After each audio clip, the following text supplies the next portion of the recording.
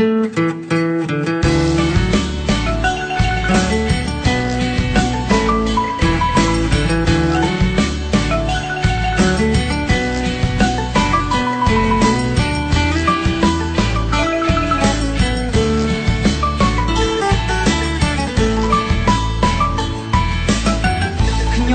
នរីករាយក្នុងចិត្តពេកក្រៃ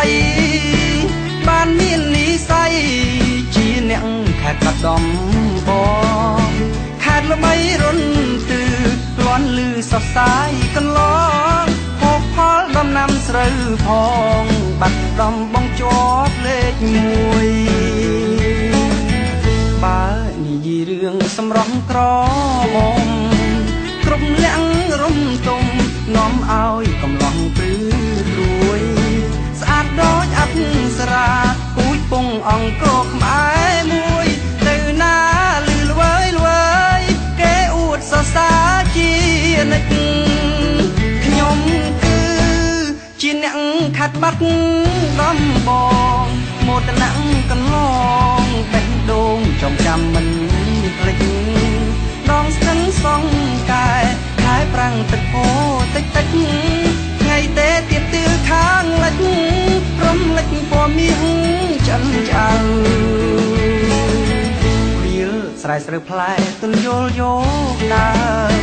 ជួយគ្រប់ដងហើមស្រងសូកក្លិនស្រូវដូចសួរគីឋានបាត់ដំបងពេលអីលើមកឲ្យមិនចង់ទៅចិត្តនៅនឹកបាត់ដំបង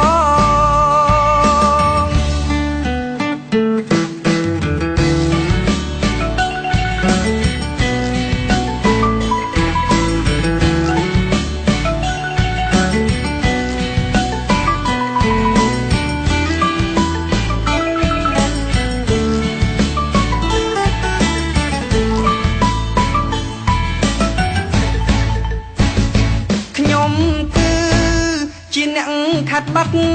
ដំបងមោទនៈកន្លងបេះដូងចំចាំមិនភ្លេចដងស្ទឹងសងកែហើយប្រាំងទឹកពោតិចតិចថ្ងៃទេទៀតទឿខាងលិចព្រមលិចពណ៌មាសចិនចៅវាលស្រែស្រូវផ្លែទុនយល់យកដើមជួយគ្រប់ដងហើមស្រងសូកក្លិនស្រូវដូចសួរគីឋានបាត់ដំបងពេលអីលើមកឲ្យមិន